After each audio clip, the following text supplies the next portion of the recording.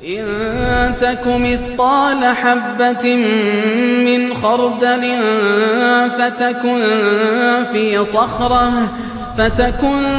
في صخرة أو في السماوات أو في الأرض يأت بها الله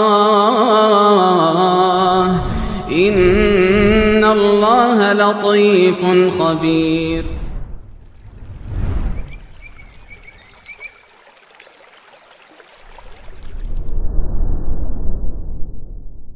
فإن أصدق الحديث كتاب الله وخير الهدي هدي محمد صلى الله عليه وسلم وشر الأمور محدثاتها وكل محدثة بدعة وكل بدعة ضلالة وكل ضلالة في النار.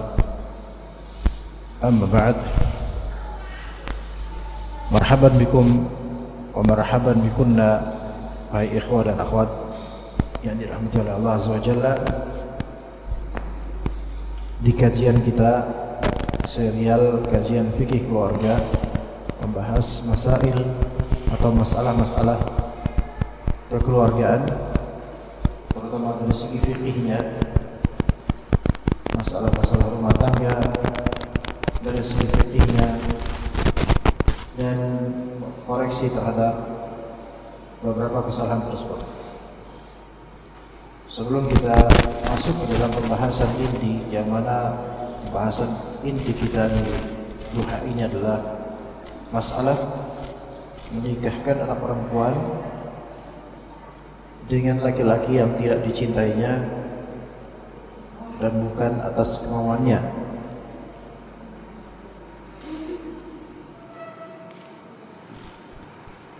Dari kasus seperti ini, menikahkan perempuan dengan pihak yang tidak dicintai untuk zaman sekarang boleh jadi masih ada dan mungkin masih banyak.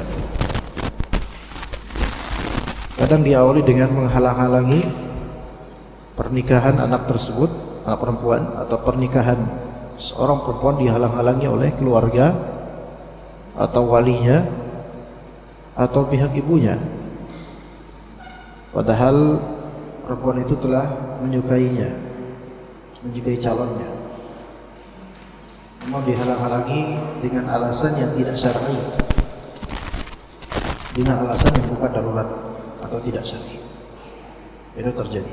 Itu yang akan kita bahas insyaallah, dan juga kita bahas sebelumnya tentang perwalian. Namun sebelum pembahasan itu, sedikit saya jadikan muqaddimah pembahasan berkaitan dengan rumah tangga dan kabar-kabar yang berseliweran di media sosial. Belakangan hari ini, sebulanan ini atau sekitarnya, berseliweran di media sosial Facebook atau mungkin grup-grup WhatsApp kisah-kisah tentang keretakan rumah tangga sebagian orang, cerita yang ditulis oleh sebagian dari perempuan yang mendengar curhatan temannya, KDRT lah, inilah, itulah, terutama sekali yang berkaitan dengan poligami, dizalimilah, dan seterusnya dan seterusnya. Ketahuilah bahwa setiap rumah tangga memiliki masalah, dan setiap masalah itu jawabannya ada pada Allah. Muskilahnya adalah masalah terbesar. Pertama, kurangnya tawakal pada Allah, baik dari sisi suami atau istri. Kedua, terutama yang istri, ketika memang harus curhat pada pihak luar rumah, curhatnya itu ke orang asing, dalam artian bukan keluarga, teman dekat, ya, sehingga keluar dari pintu rumah masalah tersebut. Beberapa masalah besar yang ada di suatu rumah tangga tidak dituturkan secara kekeluargaan ke keluarga sendiri, melainkan dicurhatkan ke sahabat terdekat, dan lebih buruk lagi dan paling buruk dicurhatkan ke media sosial yang bisa diakses oleh siapapun dari kaum muslimin, baik yang berpenyakit hatinya atau yang sehat hatinya, atau terang-terangan atau secara tidak langsung menulis kalimat-kalimat di status atau dengan poster dan seterusnya yang mengindikasikan bahwasanya rumah tangganya sedang bermasalah. Maka ini tidak tepat. Ini adalah langkah yang menambah masalah. Kalau memang mau disolving secara kekeluargaan, maka beritahulah keluarga, orang tua, wali, kakaknya, atau siapapun yang bisa memberikan solving, atau mungkin tokoh agama yang paham dalam masalah kekeluargaan. Ya, bukan malah ke publik. Dan di antara kekejian sebagian dari perempuan seperti itu. Sebagian dari perempuan yang belum Allah beri hidayah, banyak menggoreskan pena di media sosial untuk mendeskripsikan keadaan rumah tangga dia. Ketahuilah rumah tangga kita itu untuk kita beribadah padanya. Kita nikmati jika itu suatu rahmat, kita sabari jika itu suatu kesulitan. Dan kita diskusikan kembali jika itu suatu musibah yang tidak memungkinkan untuk dilanjutkan. Bukan malah justru berkisah di media sosial tentang diri dan istrinya, atau diri dan suaminya, dan keharmonisan mereka atau keretakan mereka. Ya, sehingga dikonsumsi oleh publik. Yang mana publik ini, jika mereka tidak tahu permasalahan kita, itu lebih afdol. Dan jika mereka tahu permasalahan kita, mereka tidak akan memberikan solusi. Kalaupun mereka berikan solusi, tidak selamat dari bahan ghibah dan semisalnya.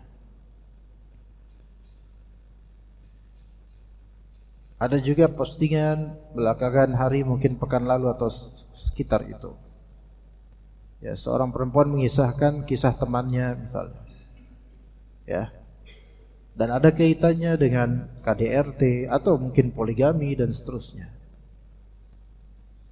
Kisah-kisah tragis atau kesalahan fatal sebagian suami atau istri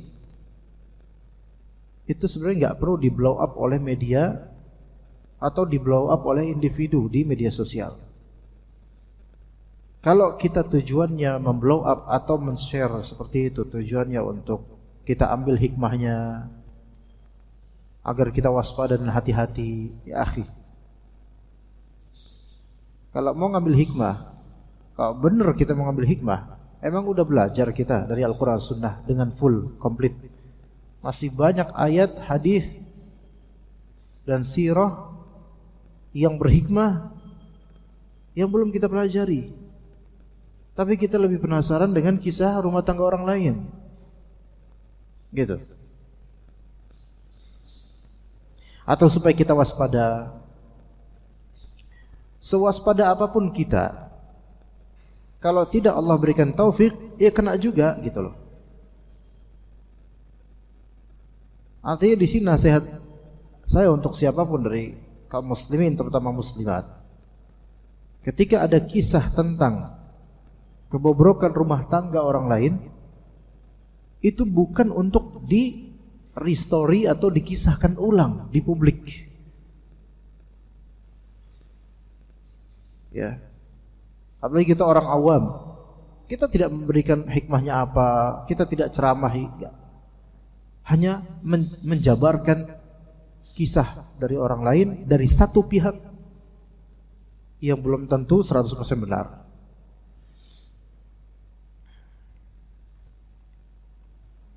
Jadi kehancuran atau masalah rumah tangga ditutup rapat-rapat, itu lebih afdal, dan ditawakalkan pada Allah itu lebih solving, insyaallah.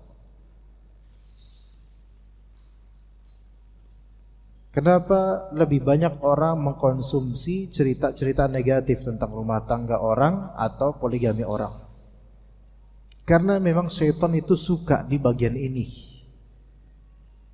Bukankah iblis ketika bertemu dengan beberapa syaitan dan ternyata yang paling berprestasi adalah yang berhasil menceraikan seorang suami dari istrinya, membubarkan pernikahan mereka, itu kemenangan dan itu prestasi tinggi. Berarti syaitan sangat menyukai ketika ada kerusuhan antar rumah tangga. Suka. Kita malah lebih suka dengan membaca kisah-kisah itu dengan alasan hikmah lah, dengan alasan ngambil ibrah lah, dengan alasan waspada lah. Apa enggak cukup dengan kisah-kisah yang sudah lampau sehingga nambah-nambah kisah baru? Ketika seseorang itu menyibukkan diri dengan ilmu, maka kisah-kisah seperti ini itu bukan konsumsi dia. Kalaupun pernah baca sekali aja khalas, enggak perlu lagi kisah-kisah tambahan. Dan mungkin setiap dari ummahat di majelis ini atau ummahat yang mungkin mendengar kajian ini secara online atau siapapun dari ummahat, masing-masing punya sahabat dekat. Yang mana sahabat itu akan curhat tentang suaminya lah, tentang rumah tangganya lah. Pertama, hal itu pada asalnya tidak tepat, terutama ketika Anda adalah orang yang tidak bisa memberikan solusi, hanya bisa menjadi recycle bin atau tempat sampah untuk dimasukkan problematika ke benak Anda. Itu pertama. Kedua, Anda tidak berkepentingan dengan kisah-kisah mereka. Ketiga, cerita itu adalah amanah. Kisah itu adalah amanah. Maka barang siapa yang membeberkan kisah yang pada asli itu amanah supaya tidak disebar, terus dibeberkan, disebar, maka inilah khianah, pengkhianatan.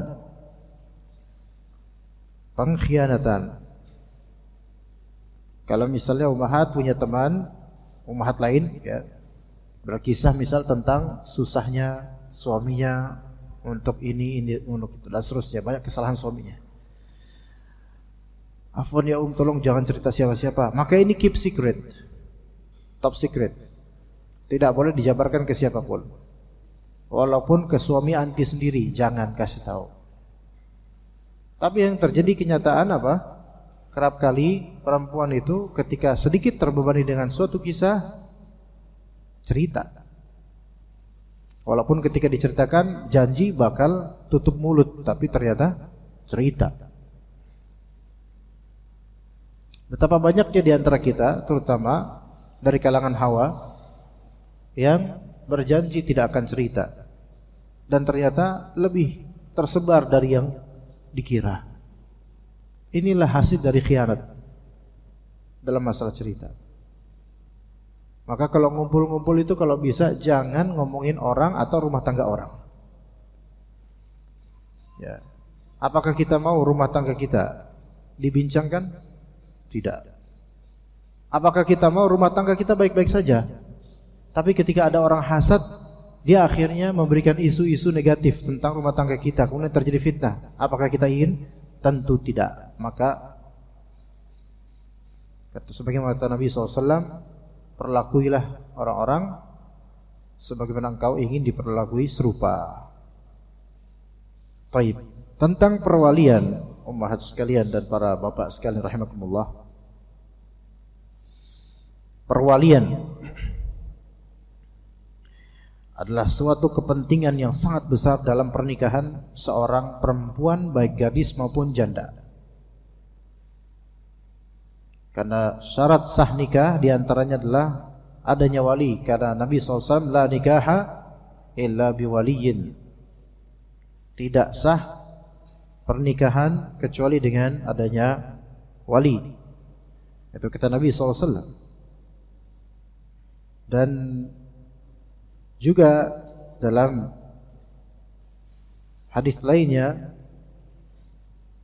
Rasulullah SAW menyebutkan batilnya sampai 3 kali orang yang menikah, perempuan yang menikah tanpa wali. Kalau laki-laki tidak ada wali enggak masalah dalam Islam. Dan wali tersebut adalah laki-laki ya dengan beberapa kriteria perwalian untuk seorang perempuan. Jadi enggak sembarangan wali itu, siapapun enggak. dia perwalian juga perlu syarat-syarat sehingga orang yang bukan kecakapannya tidak bisa menjadi wali. Pertama, laki-laki. Wali itu laki-laki. Kedua, sudah baligh. Sehingga kalau anak SMA sudah baligh bisa menjadi wali untuk ibunya, misalnya kalau ibunya adalah janda. Juga berakal normal, berakal, tidak gila, tidak sedang kesurupan, tidak pingsan. Ya. Kemudian hurriyah, yaitu kebebasan, bukan budak. Kemudian Islam. Dan kemudian rusd, yaitu kecakapan. Kecakapan dalam pernikahan atau perwalian. Jadi kalau misalnya udah akil baligh tapi dia tidak cakap untuk menjadi wali, misalnya tidak mampu untuk berkata-kata, grogian, gemeteran dan gugupan, maka ini jangan jadi wali, susah nanti, repot. Adanya wali itu hikmahnya besar, sehingga seorang perempuan itu tidak nikah sembarangan hanya karena dirayu sedikit kemudian langsung pengen nikah. Tidak. Sehingga perlu apa? Perlu menghadapi laki-laki dulu, si calonnya itu, yaitu walinya. Nah, masalah di sini adalah wali itu harus memiliki rusd. Rusd itu kecakapan. Lawan dari ketololan, ya. Bodoh apa maksudnya ya? Lawan dari, jadi dia bukan seorang pria yang itu memiliki ketololan gitu loh ya, tidak bisa berakal, tidak ngerti apa-apa. Emang punya akal tapi dia nggak bisa apa-apa gitu loh. Dia harus punya kecakapan dalam berakal. Itu rusd. Ya. Dan dalam mazhab Hanbali, pria sebagai wali yang rusd itu bukan kecakapan dalam urusan harta sebenarnya. Tapi kata mereka, rusd yang ada pada wali ini, rusd itu rasyid ya, rasyid. Ra shin dal ya. Itu wali tersebut memiliki apa? Ma'rifatul kuf'i wa masalihi an-nikahi.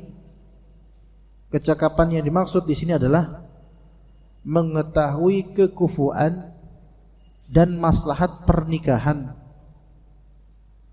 Ya, wali ini mengetahui kekufuan itu kesetaraan, kepantasan pernikahan dan juga maslahat pernikahan. Dua itu. Kalau seorang janda memiliki putra usia remaja, misal 17 tahun, sudah baligh, akil baligh, muslim. Alhamdulillah putranya ini, anaknya ini faham bahwa ibunya butuh pendamping. Dan faham agama juga putranya ini, sehingga ini yang deketin ibunya ini orang yang baik, sehingga bukan orang yang fasik. Maka anaknya juga ridha dengan itu, maka ini sah menjadi wali. Adapun kalau dia masih remaja, putra remaja sama, hanya saja tidak rasyid, nggak ngerti mana yang sekufu dengan ibunya, sehingga ada yang mendekati ibunya, tampang preman, tatoan, tengil dan seterusnya. Udahlah, nggak apa-apa lah, ibu saya mah dia, yang penting ada suami. Maka ini tidak ma'rifatul kufunya itu nggak paham dia, ya, dan nggak paham maslahat-maslahat kedepannya. Jadi seorang wali itu perlu apa? Ngerti rasyid, ngerti kafaah kufu ya, dan ngerti apa? Maslahat pernikahan. Maslahat pernikahan. Jadi seorang bujang bisa aja menjadi wali, bisa, hanya harus apa? Faham kufu, kesetaraan atau lebih dalam urusan keagamaan calon suami orang ibunya misalnya. Dan juga mengetahui maslahat pernikahan. Artinya mengetahui kalau nikah sama fulan, ibu saya nikah sama fulan, atau fulan, anak saya nikah sama fulan, konsekuensinya tuh apa sih gitu loh. Itu harus ngerti. Saya kasih contoh masalah kufu. Ya, masalah kufu. Kufu itu adalah kufu dalam agama. Bukan keilmuan, enggak mesti keilmuan ya, yang agama secara total, secara global. Bagaimana itu? Begini. Kalau memang putri ini dia itu memiliki ilmu yang tinggi, ilmu syariat yang tinggi, maka jodohkanlah dengan pria yang ilmunya itu insya Allah seimbang dengannya. Jangan dinikahin sama pria bahlul. Kayak gimana pria bahlul tuh? Gak ngerti apa-apa. Ngertinya cuman keduniaan belaka. Lah ini putrinya itu pengen ke akhirat. Lah ini dipertemukan dengan yang tidak sekufu. Enggak baik itu. Walaupun insya Allah pernikahannya sah secara fikih, namun wali ini bisa berdosa karena dia ridho dengan pernikahan yang tidak sekufu. Dalam agama, bukan sekufu itu yang dimaksud di sini dalam agama. Ya, dalam beragama. Misalnya seorang akhwat atau seorang gadis atau mungkin janda, dia sudah menempuh manhaj salaf, sudah ngaji, bahkan mulai cadaran. Lalu dideketin sama seorang pria yang belum ngaji, belum apa, enggak paham, orang awam tapi memang kaya. Kaya, Masya Allah.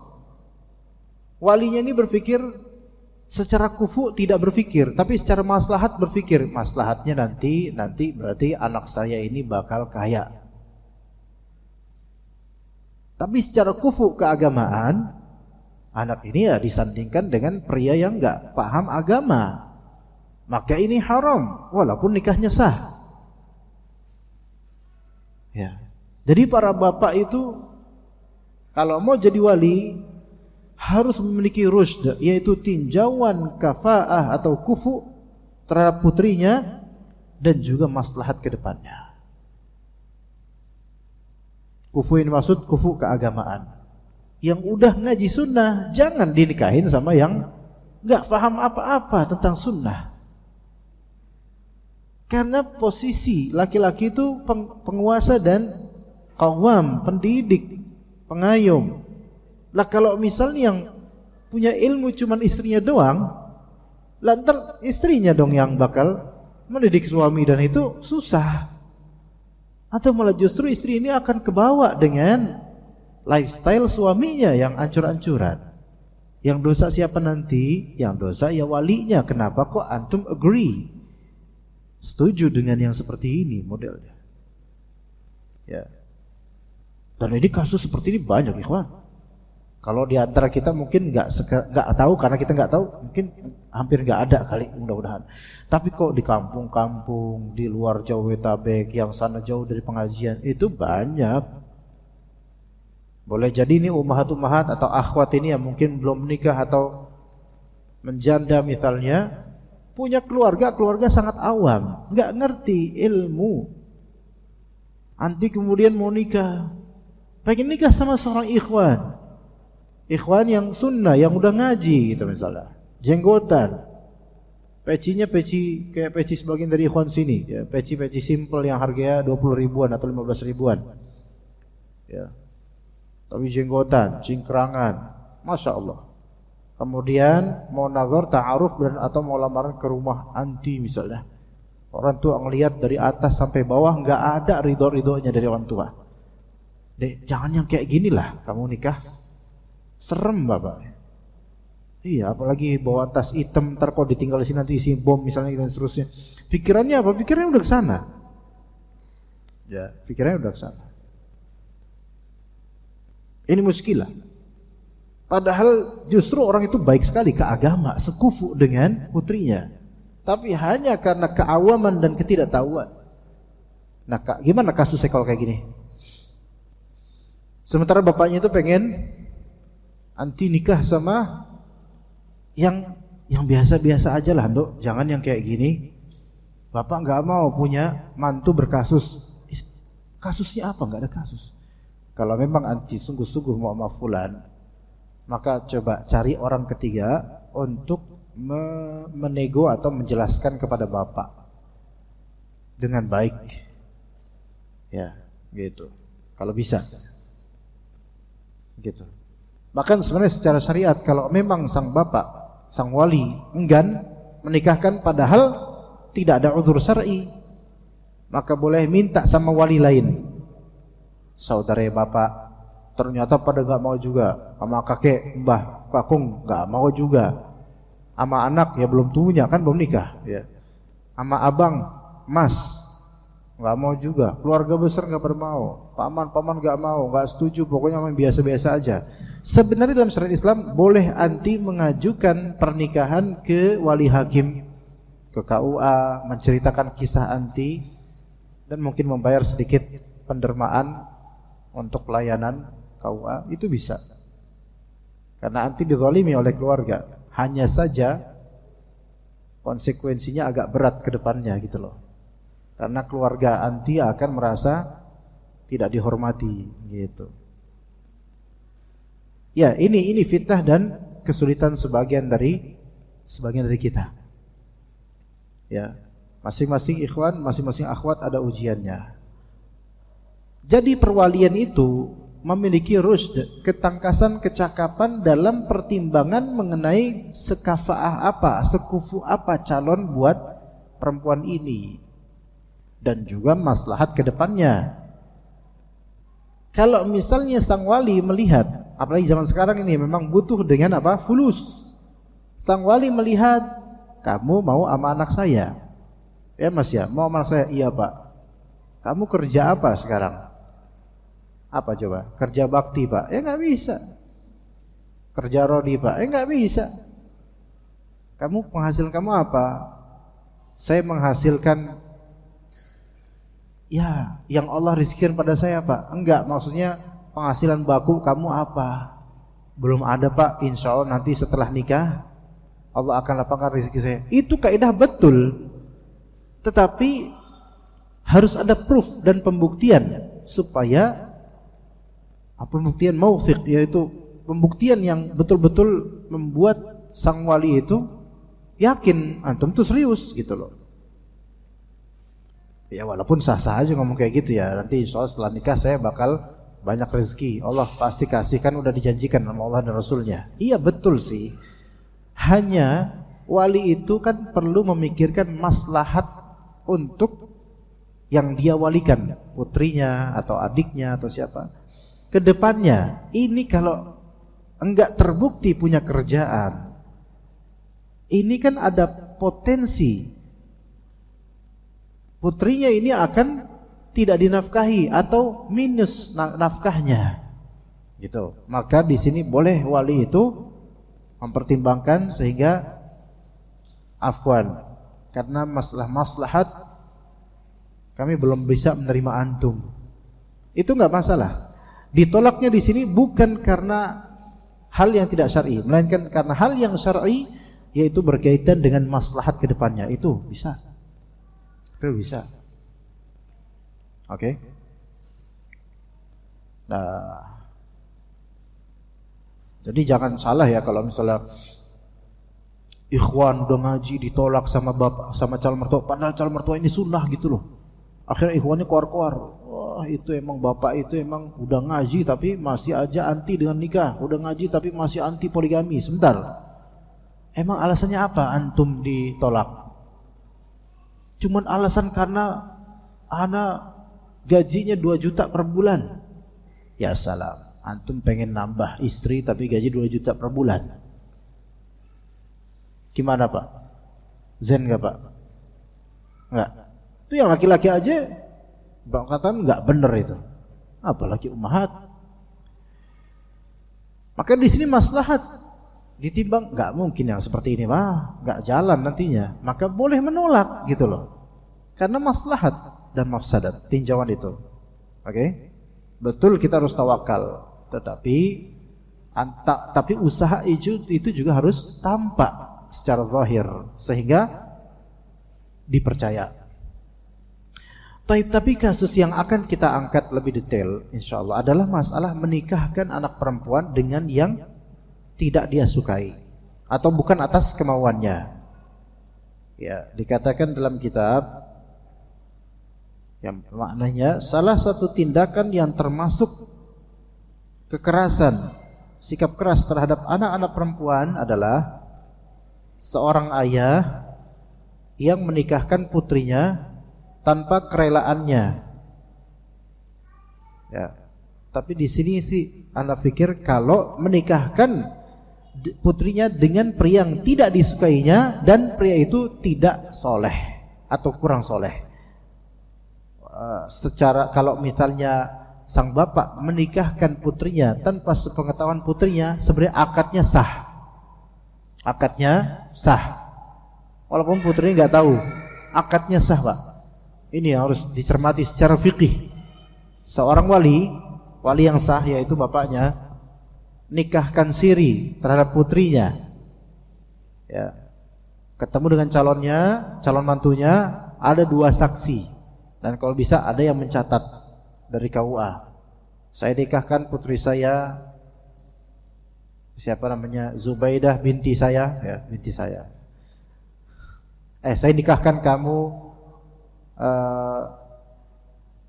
Jupri bin Tomang misalnya, ya, dengan putri saya. Tadi siapa nama putrinya, siapa? Zubaidah, ya. Zubaidah binti saya dengan mas kawin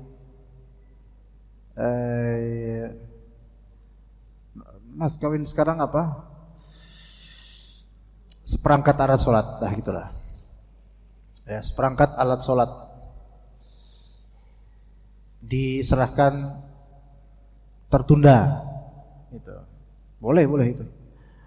Maka kata si Jufri apa? Saya terima nikahnya dengan mahar yang telah disebutkan. Sah enggak wahai saksi? Sah. Khalas. Padahal si Zubaidah itu lagi tidur di rumah. Pas bangun sudah ada Jupri di kamarnya. Lah, Pri ngapain kemari? Ana suami ente, gitu kata Jupri. Kok bisa? Ya kan? Secara fikih sah. Secara fikih itu sah. Udah sah menjadi suami istri. Hanya saja kan si Jupri ini seberapa soleh gitu loh. Dan seberapa sukanya si Zubaidah kepada dia sebelumnya. Sebelum pernikahan itu. Itu juga harus ditinjau oleh wali. Jadi wali itu jangan sembarangan menikahkan putrinya semaunya. Nah, dikatakan di sini menikahkan putrinya tanpa kerelaan si putri. Seolah-olah dia hanyalah barang dagangan sang ayah yang ingin dijual tanpa berembuk terlebih dahulu dengannya atau tanpa persetujuannya, atau seakan-akan ayahnya lah yang akan menikah. Ya, ini kadang-kadang sebagian orang tua itu bersikap kayak mereka aja yang pengen nikah gitu loh. Padahal kan anak yang bakal ngejalanin. Ya. Ibu-ibu dan bapak, kalau ada pertanyaan segera ya ditulis di kertas ya. Jadi seakan-akan ayahnya lah yang akan menikah, bukan anak perempuannya. Sering juga ibu-ibu itu yang punya putri atau punya putra mau nikah, seringkali ibu-ibu yang ngatur, kamu gak boleh nikah sama fulan, jangan sama fulanah, jangan sama ini, jangan sama itu. Seolah-olah ibunya lah yang akan menikah, dipilihkan oleh ibu ini nih. Kamu, wahai putriku nih, kamu nikah sama si fulan aja tuh. Dia kaya, cakep, ganteng, diidolakan banyak orang dan seterusnya. YouTuber ya. Sama itu aja. Pilihan kamu tuh selalu yang jenggotan, cingkrangan, selalu kayak gitu. Coba pilih yang itu loh. Yang dagunya itu mulus. Ya. Nggak ada jenggot-jenggotnya tuh. Udah cakep, ganteng, kaya, ramah dan seterusnya. Jadi melihatnya duniawinya aja gitu.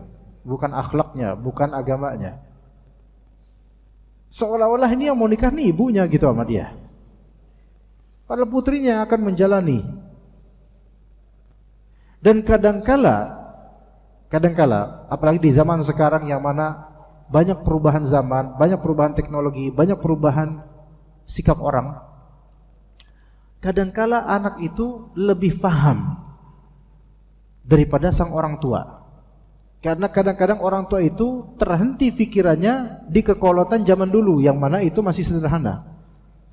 Sementara anaknya atau putrinya ini sudah bergaul dengan generasi dia. Dan anak-anak ini lebih paham mana anak yang bagus, mana anak yang nggak bagus gitu loh. Kadang-kadang begitu. Ya. Atau kadang-kadang orang tua ini masih belum begitu dalam agamanya, atau kurang rajin beribadah, atau kurang paham agama, dan anaknya sudah ngaji. Yang mana anaknya lebih paham mana yang lebih pantas untuk dirinya daripada pendapat orang tuanya. Kadang begitu. Jangankan kita yang antar orang tua aja, yang kata orang-orang awam seperti kita. Nabi Daud dan Nabi Sulaiman alaihi wassalam. Nabi Sulaiman itu putranya Nabi Daud alaihi wassalam. Tapi dalam salah satu kisah dalam Al-Quran, Allah Subhanahu wa ta'ala lebih memberikan pemahaman kepada Nabi Sulaiman dibandingkan Nabi Daud dalam suatu kasus. Lebih kuat pendapatnya anaknya daripada Nabi Daudnya. Padahal Nabi Daud itu orang tuanya, bapaknya Nabi pula, senior, dan punya pengalaman berperang yang tangguh dibandingkan Nabi Sulaiman. Tapi dalam suatu urusan, Nabi Sulaiman itu diunggulkan oleh Allah karena benar, sementara yang Nabi Daud tidak tepat. Maka di sini kita sebagai orang tua itu, apalagi dengan transgeneration, antar generasi, perbedaan generasi era 80-90 dengan generasi 2000-an, kalau kita tidak berbaur dan tidak mendalami sikap generasi sekarang, ya kita banyak gak taunya. Kita bahkan taunya apa? Anak zaman sekarang. Kita hanya menilai banyak kayak gitu, ikhwan, bapak-bapak ya, ibu-ibu.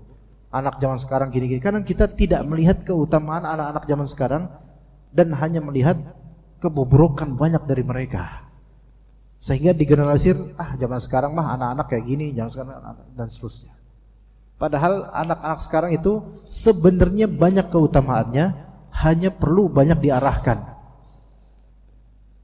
Keutamaan teknologi yang mereka reguk setiap hari itu sebenarnya kalau diarahkan dengan baik, anak-anak zaman sekarang jauh lebih pintar daripada kita.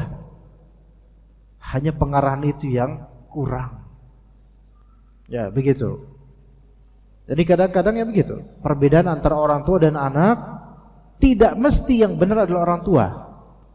Tapi anak wajib bersabar dengan kesalahan orang tua karena disitulah pahalanya. Begitu. Ya. Tapi kemudian dia orang tua wali tidak mengikut sertakan pendapat putrinya, menghapus keputusan putrinya. Jadi putrinya ini namanya Siti Nurbaya kayaknya, ya. Memaksa dan mengharuskannya untuk menikahi pria yang tidak dicintai dan tidak disukai oleh putrinya. Sikap seperti ini menindas hukum perwalian, menentang kebenaran, memberangus hak berpendapat, dan merupakan sikap yang egois. Nah, ini egoisnya sebagian dari wali atau orang tua yang tidak peduli dengan perasaan anaknya yang mungkin condong kepada ikhwan tertentu. Padahal yang dipilih orang tua ini tidak baik dan yang diinginkan oleh putrinya lebih baik. Siapapun yang menelaah nas-nas syar'i akan melihat bahwa nas-nas tersebut atau teks-teks tersebut telah memberikan hak kepada anak perempuan untuk memilih pasangan hidupnya dan teman seperjalanannya. Sebab dirinya lah yang akan menjalani kehidupan bersama pilihannya itu di bawah satu atap. Dia yang menjalani, bukan Anda wahai bapak, wahai ibu. Betul, pernikahan itu adalah penggabungan antara satu keluarga dengan keluarga lain, membesankan satu keluarga dengan keluarga lain. Tapi itu urufnya seperti itu, tidak semuanya terjadi seperti itu. Enggak semua pernikahan kemudian masing-masing kubu keluarga pasti berinteraksi dekat, enggak mesti. Enggak mesti. Iya. Karena sebagian dari perempuan keluarga sedikit, atau sebagian dari perempuan keluarga legowo dan tidak mau banyak berurusan dengan masalah pernikahan salah satu anggota keluarga mereka. Beda-beda orang itu. Sebagian juga para wali itu mengkhawatirkan akan omongan orang kalau punya mantu yang seperti ini, padahal mantunya baik, tapi tidak sesuai dengan keumuman orang atau keumuman hawa nafsu orang. Ya, ini kadang-kadang pertimbangan omongan orang ini yang kadang-kadang menutup kebaikan. Padahal omongan orang itu hanya omongan. Yang mana omongan itu akan dibawa ke akhirat dan akan dihisab dan diadili oleh Allah Azza wa Jalla nanti. Omongan orang itu ya, kadang-kadang udah dosa, terus kita takut pula dengan apa yang mereka ucapkan. Terutama di desa-desa. Kalau kita udah mengenal sunnah, mengenal tauhid, sebenarnya yang ditakuti bukan omongan orangnya, tapi yang ditakuti konsekuensi kezaliman atau apa itu yang kita takuti. Omongan orang itu hanyalah omongan, ikhwan. Mereka tidak akan sampai ke balik tembok rumah kita kalau kita tidak memakai perasaan. Enggak sampai ke balik tembok rumah kita. Enggak sampai masuk menembus tembok rumah kita omongan orang itu, kecuali kalau kita pakai perasaan. Tapi kalau kita pakai ilmu syar'i dan akidah yang benar, enggak nyampe rumah tembok, enggak nyampe. Parkiran rumah kita aja enggak nyampe itu omongan. Paling nyampenya di tembok-tembok orang yang ngomong saja. Di rumah-rumah mereka saja. Dan itu dosa-dosa mereka. Dan mereka akan kena dengan omongan mereka sendiri. Makanya tadi kita lihat dari awal, jangan kita itu seperti ngoreksi rumah tangga orang lain, ngomong rumah tangga orang lain dan seterusnya. Seolah-olah rumah tangga kita itu udah 100% mirip dengan rumah tangga Rasulullah SAW. Rumah tangga Rasulullah SAW pun juga ada kecemburuan padanya. Aisyah pernah ngejatuhin piring dan Rasulullah tahu isyarat itu, bahwasanya Aisyah itu sedang apa? Cemburu. Itu terjadi. Tapi itu cemburu yang biasa, alhamdulillah, tidak ekstrim. Ya. Apakah para sahabat berani kemudian mereka ngomong di rumah masing-masing, Rasulullah istri cemburu loh? Enggak jadi bahan omongan. Karena tahu ngomongin keluarga orang lain itu pertama bisa dosa dan atau bisa ghibah. Kalau tidak disohorkan bisa dosa. Kedua, harusnya ngaca semua dari kita. Dan termasuk para sahabat, mereka berkaca juga pada keluarga mereka. Kita itu menilai negatif keluarga orang lain. Apakah kita sendiri keluarganya itu lebih afdol daripada mereka? Itu dia. Ya. Maka ikhwan sini, pemilihan pasangan hidup ini haruslah bersumber dari ketenangan yang terpancar dari dalam jiwa, serta kerelaan yang bersumber dari penerimaan, dan si wanita merasakan keserasian dengan laki-laki yang meminangnya. Gitu. Ya, laki-laki kadang-kadang pernikahan yang harusnya simple, mudah, gampang dihambat oleh apa? Oleh ego sebagian orang tua dan juga kejahilan dan keawaman sebagian anggota keluarga. Ya. Misal seorang janda pengen nikah, dia butuh laki-laki, butuh nafkah. Tapi yang mempermasalahkan nikahnya dia siapa? Entah orang tuanya, entah pamannya, entah siapa, bahkan tetangganya mempermasalahkan. Emang tetangganya yang nafkahin dia? Gitu loh. Ajaib banyak orang tuh. Kadang yang enggak berkontribusi di pernikahan paling vokal dalam apa? Dalam melawan dan menentang. Ada yang seperti itu. Nauzubillah min dzalik, ya. Wali bukan, bahkan kerabat terdekat bukan. Tapi komentarnya yang paling pedas. Padahal tanpa kontribusi, dan kedepannya pun setelah menikah pun ya apa urusannya gitu loh. Enggak ada apa-apa. Dari Abu Hurairah radhiyallahu anhu, ia berkata, Rasulullah SAW bersabda, la tunkahul ayyimu hatta tustamar, wa la tunkahul bikru hatta tusta'dzan.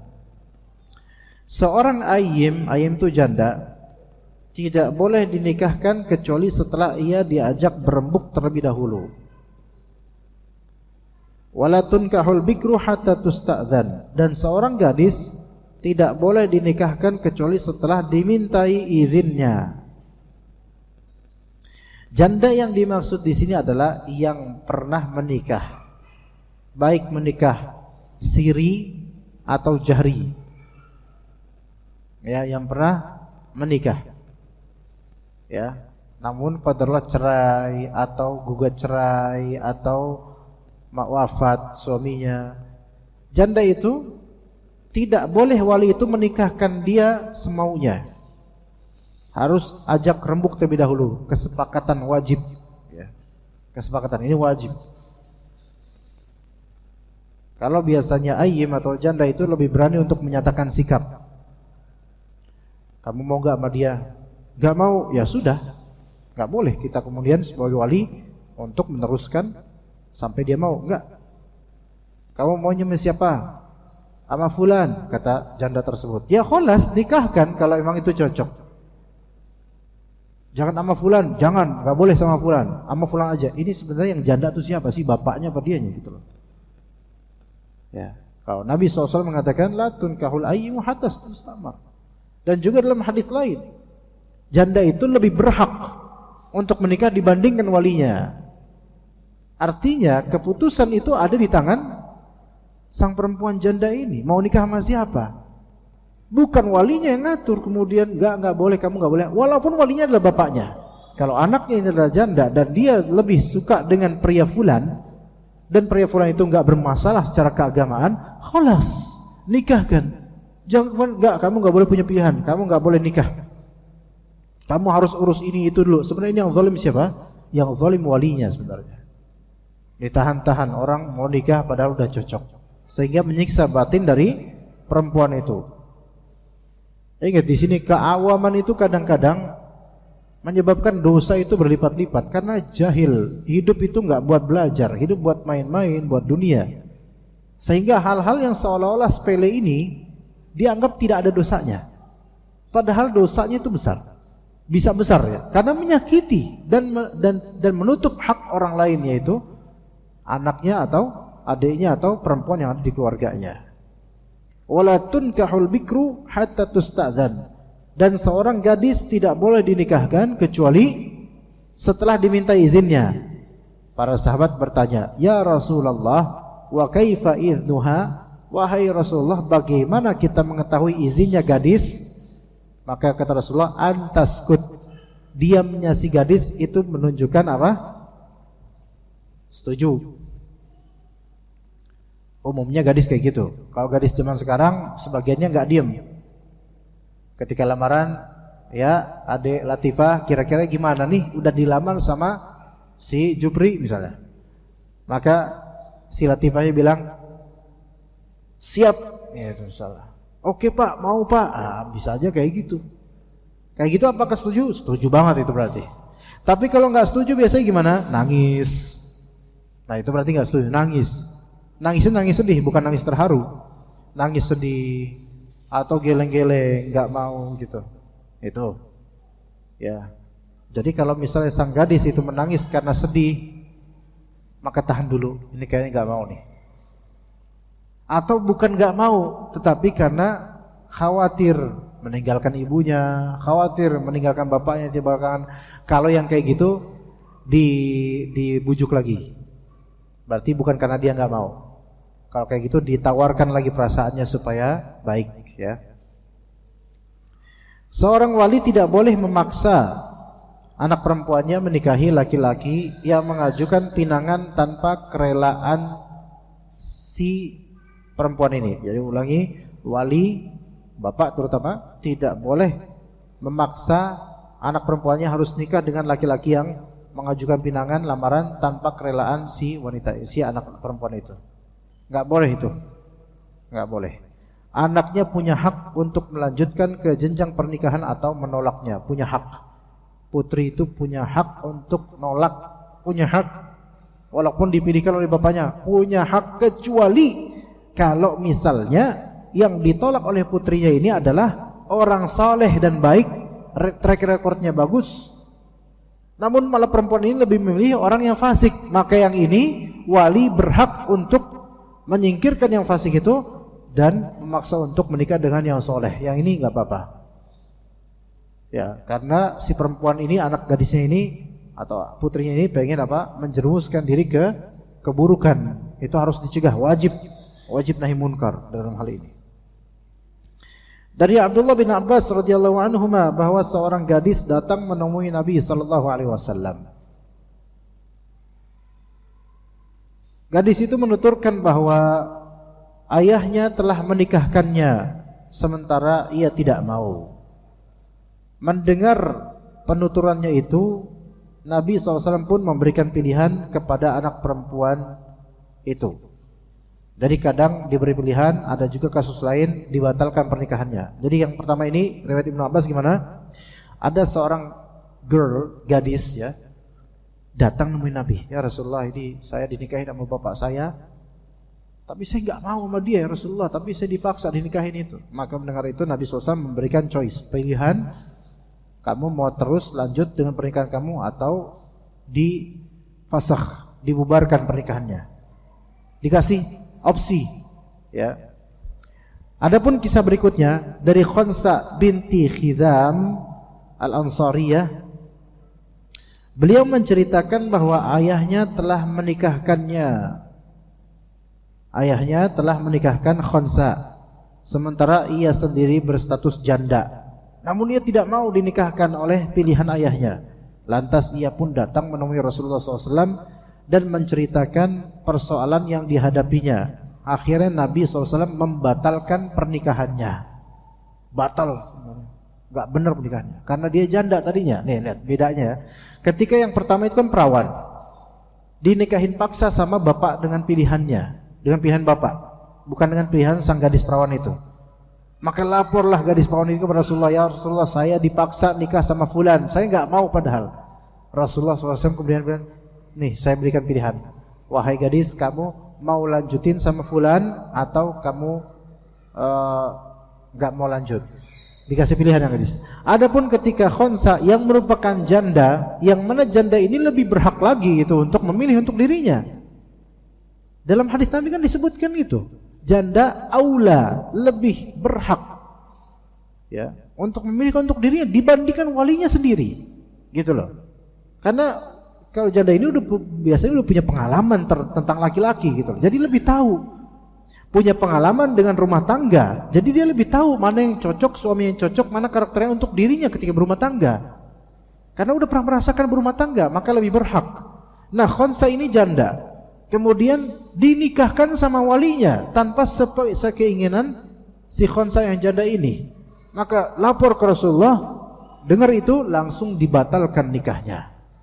Maka kalau sekarang ada misal janda dijodoh-jodohin sama keluarga besarnya dengan seorang laki-laki yang tidak disukai, akhirnya terpaksa nikah, itu hakim berhak untuk langsung membatalkan apa? Pernikahannya walaupun sudah berjalan, dibatalkan, enggak sah pernikahan ini. Karena janda ini enggak mau. Adapun kalau gadis diberikan pilihan, "Dek, kamu lapor ke kami, kamu masih mau enggak sama si fulan? Kalau enggak mau ya udah kamu batalin nikahnya." Begitu, ikhwas sekalian. Ya. Umat kalau ada pertanyaan segera ya di kertas ya umat ya.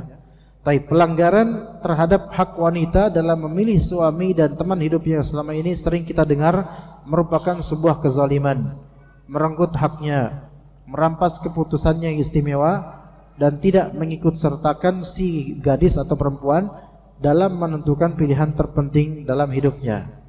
Semua bentuk pelanggaran ini dilakukan sebagian bapak ketika akan menikahkan putrinya dengan laki-laki yang parubaya. Laki-lakinya udah bangkotan. Laki-lakinya udah bangkotan, udah tua, setua bapaknya.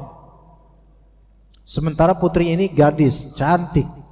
Udah kamu nikah sama Pak Fulan aja. Loh, itu kan teman bapak, kata gadis. Iya, makanya bapak kenal sama dia orang baik. Enggak mau Pak, itu udah enggak lama lagi kan dia. Ya gitu. Jangan Pak, gitu. Masih ada pemuda lain yang insya Allah baik sama aku, kita gadis. Enggak. Sama Pak Fulan aja, itu dia baik kok. Dia kaya, dia baik, dia butuh istri. Udah enggak apa-apa, kamu jadi istri keempat dia. Yo, apa lagi ini? Enggak apa, ya. Udah, nanti kamu dibeli mobil. Gimana jawabannya? Nanti kamu dibeli mobil sama dia. Gimana jawabannya? Jawaban gadis gimana? Kira-kira gimana Pak? Kalau gadisnya teguh, walaupun diberikan istana, aku tetap tidak mau sama fulan gitu kata gadisnya. Nggak boleh maksa deh kalau gini. Iya. Ada kan beberapa postingan kadang-kadang seorang gadis nikah dengan seorang mbah kakung, udah tua nikah, gadisnya masih usia belasan tahun nikah. Disiarkan di Facebook, populer ya. Enggak lama cerai. Ya, maharnya tapi masya Allah besar-besar, duit dan seterusnya, mobil ini itu, rumah dan seterusnya, dipenuhi semua. Enggak lama cerai. Itulah kadang-kadang kita enggak bisa menukar kasih sayang dengan gelimangnya harta. Kadang sebagian perempuan itu lebih baik sama laki-laki yang diidolakannya atau disukainya, walaupun sederhana, itu lebih dia sukai dibandingkan laki-laki yang seolah-olah bisa membayar kasih sayang dengan harta yang dia miliki. Enggak, kadang-kadang perempuan enggak pengen yang seperti itu. Ya, ibu-ibu lebih tahu, ya. Taib. Atau misal walinya menikahkan putrinya dengan laki-laki yang tidak sederajat atau kerabat yang tidak sesuai. Jadi calonnya ini yang dipilihkan oleh bapaknya ini enggak sekufu dengan si putrinya. Enggak sekufu, ya. Misalnya putrinya ini hafizah. Oke, calon suaminya enggak harus hafizah, enggak harus. Tetapi ketika putri ini hafizah, dinikahkan dengan suami yang belum bisa baca Quran. Ini sinetron, enggak benar ini yang seperti ini. Ini nantinya repot, enggak sekufu, ya, enggak sekufu. Atau kerabat yang tidak sesuai. Misalnya keluarga si putri ini dan keluarga walinya itu keluarga yang terhormat, baik dan seterusnya.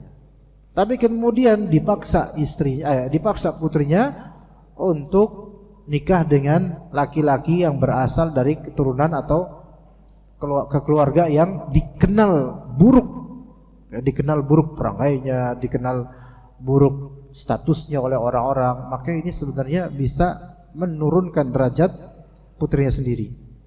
Atau naudzubillah min dzalik, untuk menjadikannya sebagai lahan bisnis demi meraih harta dan kedudukan di balik pernikahan tersebut. Ini juga banyak walaupun di sinetron atau di kenyataan. Ya, jadi walinya itu apa? Menikahkan putrinya karena ada kepentingan bisnis ke depannya. Jadi sebenarnya ini hanya pelampiasan untuk bapaknya saja supaya dapat keuntungan yang besar. Ini ada juga jemaah lebih buruk dari ini ada, yaitu menjadikan anaknya sebagai tumbal kekayaan. Itu ada yang seperti itu, sehingga anaknya itu mati atau dikubur atau gimana, ada, nauzubillah min dzalik. Atau menikahkannya dengan cara yang disebut dengan nikah shighar dan badal, serta berbagai bentuk pernikahan lain yang membuat sang anak bagaikan barang dagangan murah yang diperjualbelikan para ayah demi memperoleh keuntungan yang melimpah dan mendulang harta yang banyak. Apa contohnya? Contohnya menikahkan putri kita, ya, dengan putranya, dengan syarat putri dia nikah sama saya, misalnya. Semacam nikah siwar gitu. Misalnya kita wali, saya punya putri ini Pak. Kamu antum punya putri kan? Iya punya. Ya udah kalau gitu saya nikahin putri saya dengan putra bapak. Tapi tolong putri bapak nikah sama saya. Paham nggak? Nggak paham? Paham ya? Paham nggak Pak? Misal saya ini wali, saya punya putri. Ada saya ketemu teman saya juga punya putri dan punya putra juga. Saya ada putri ini Pak, marfuah. Ya. Saya mau nikahin marfuah ini sama putra bapak. Tapi dengan syarat nanti setelah pernikahan itu putri bapak nikah sama saya.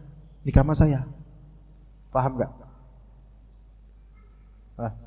Putrinya besan kita itu mahram bukan kita? Bukan mahram. Bisa dipahami enggak jemaah? Enggak paham enggak? Putrinya besan kita bukan mahram, bisa dinikahin. Jadi ini ada bartering, ada barter. Gini aja nih, kita punya besan, kita nikahin putri kita, oke? Besan kita kan suami istri juga gitu loh. Mereka mertuanya anak kita gitu loh. Kemudian besan laki-laki meninggal, apa ya? Tinggal besan perempuan. Boleh nggak kita nikah sama besan perempuan itu? Secara hukum fikih boleh nggak, Pak? Gimana Pak? Saya ulangi.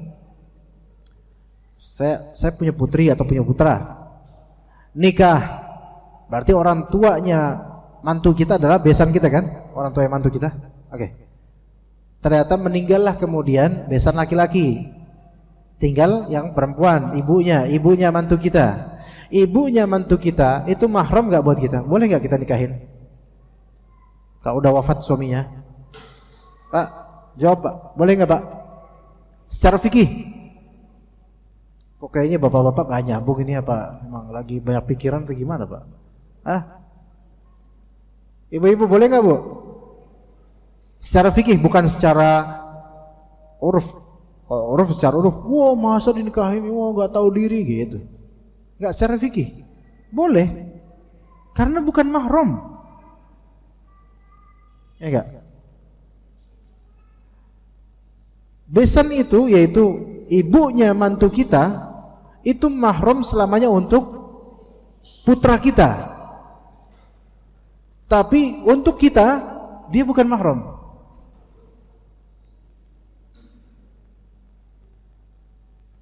Ayo, ibu-ibu yang punya besan, bapak-bapak yang punya besan, ya. Jadi kita punya besan suami istri, yang mereka adalah mertuanya anak kita gitu loh. Dan orang tuanya mantu kita gitu loh. Nah, misal meninggallah itu, kita kan anak kan laki-laki, meninggal saya laki-laki, meninggallah besan saya yang laki-laki, tinggal istrinya yang merupakan mertuanya anak saya, gitu kan? Misal saya naksir sama dia, boleh nggak saya nikahin dia? Saya nikah sama dia, boleh nggak? Boleh secara fikih, walaupun secara kekeluargaan bisa goncang. Ya tapi kalau secara fikih sah, boleh. Jadi istri kedua, ketiga, keempat, ya sah secara fikih. Ya goncang-goncang itu paling bentar doang, nanti juga stabil lagi gitu. Kalau misalnya ibunya saja itu boleh kita nikah padanya, maka dengan putrinya boleh nggak? Boleh. Paham nggak? Karena putrinya, ibunya aja bukan mahram kita, apalagi putrinya bukan mahram kita. Gini aja, putra kita itu mahram nggak sama ipar? Bukan mahram, apalagi kalau misalnya, yaitu kemahraman, tapi kemahraman ketika masih ada ikatan keluarga dengannya. Kalau udah cerai atau apa, boleh nikah sama itu. Jadi difikirkan lagi itu cuma. Keluarga besan itu, kalau kita punya mertua, mertua kita mahram kita selamanya, gitu ya. Tapi ipar bukan mahram selamanya, gitu loh. Makanya kata Nabi SAW, al-hawmu al-maut, ipar itu adalah kematian. Ya. Begitu. Jadi ada nikah sighar, yaitu saya sebagai wali putri saya membarter dengan besan. Begini barternya, Pak besan, saya nikah, Pak calon besan, putri saya buat putri bapak, tapi putri bapak buat saya. Ngerti nggak? Nikah barter. Nggak boleh yang seperti ini, dilarang. Walaupun putrinya dia memang bukan mahram saya, bukan, tapi bartering seperti ini berarti apa? Kita memperalat putri kita untuk mendapatkan apa yang kita inginkan dari putri dia. Paham gak cuma? Wah gitulah, udah gitu. Ya, seperti itu. Wallahu a'lam. Jadi jangan sampai sang anak bagaikan barang dagangan murah yang diperjualbelikan para ayah demi memperoleh keuntungan yang melimpah dan mendulang harta yang banyak. Ya, jangan. Taib. Ibu-ibu, jika ada pertanyaan dipersilakan untuk kertas pertanyaan, mungkin kalau ada. Kalau nggak ada, ya udah, ya saya pulang loh kalau nggak ada. Bapak-bapak ada pertanyaan, bapak-bapak? Jemaah bapak-bapak ada pertanyaan nggak?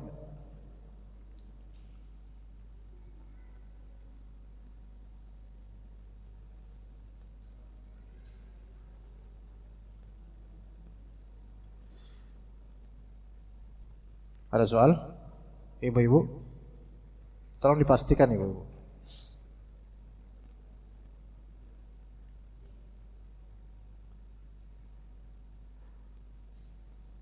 Atau masih catat atau masih nulis atau gimana ini? Saya kan nggak bisa ngelihat. Ikhwan, bapak-bapak, kalau mau nanya silakan langsung. Atau mau nanya pak? Pak, mau nanya? Kelihatannya dari matanya tuh kayak banyak pertanyaan sebenarnya. Oke, saya tunggu ini sebentar lagi nih. Kalau enggak, saya tutup segera. Udah jam segini, menjelang jam 10:30. Ada pertanyaan di situ?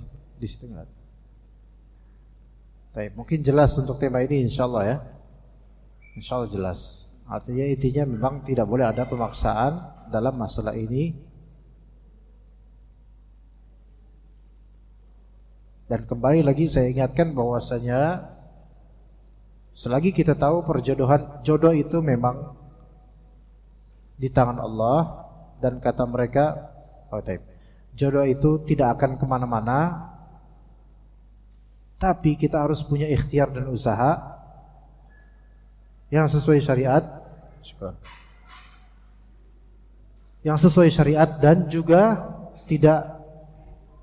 dan juga boleh sesuai dengan uruf selama tidak melanggar syariat. Mempertimbangkan perjodohan itu harus pakai ilmu syar'i dan juga uruf yang tidak bertentangan dengan syariat. Namun permudahlah dan jangan persulit. Tapi permudah ini selama tidak bertentangan dengan syariat. Gitu loh. Jadi kalau mempermudah tapi asal-asalan, atau mempermudah tapi asal masuk aja siapapun boleh, ini enggak benar. Ini tidak benar.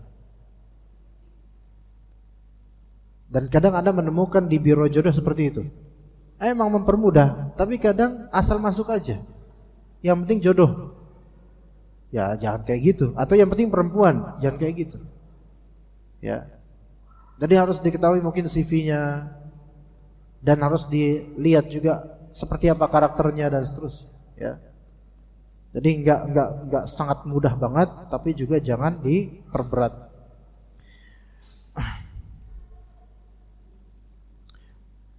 Assalamualaikum. Ustaz, bapak tiri dari suami, apakah mahram buat istri?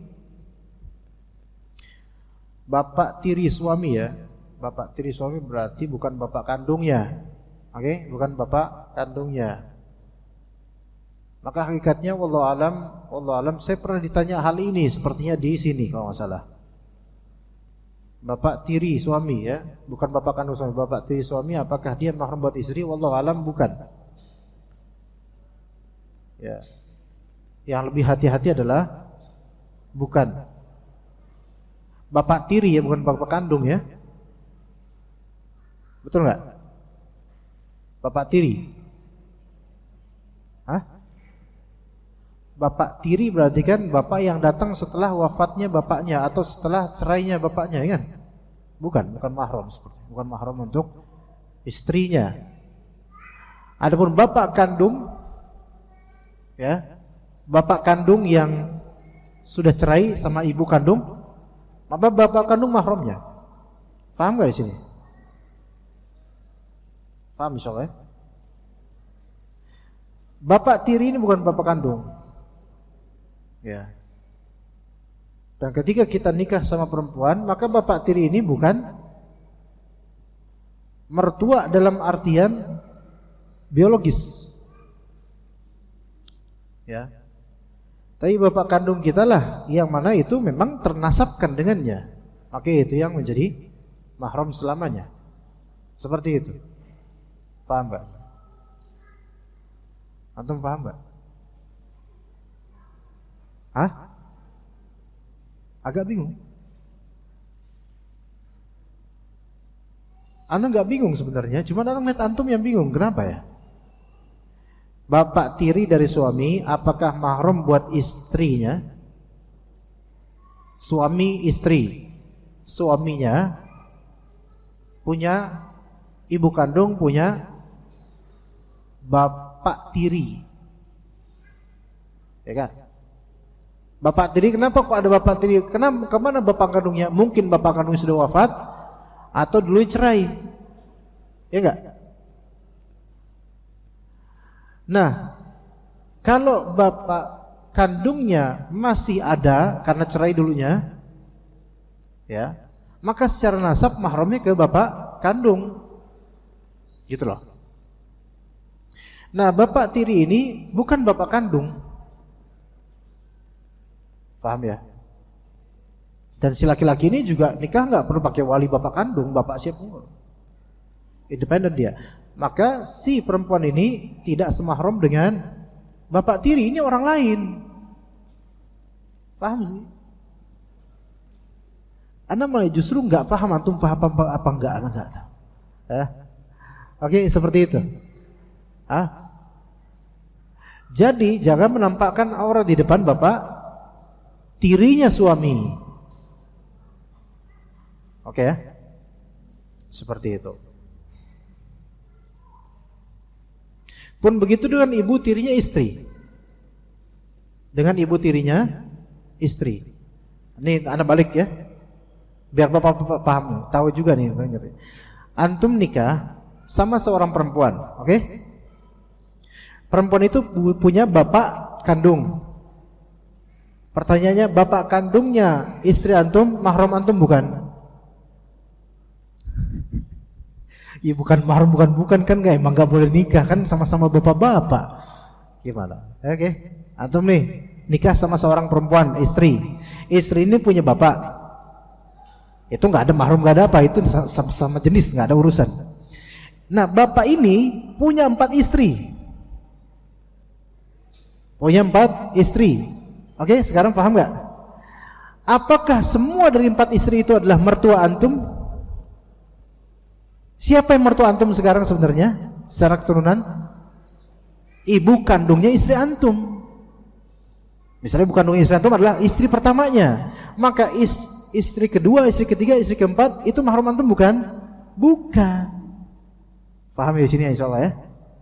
Itu yang istri pertama, istri kedua, ketiga, keempat bukan mahram karena bukan ibu kandungnya istri antum.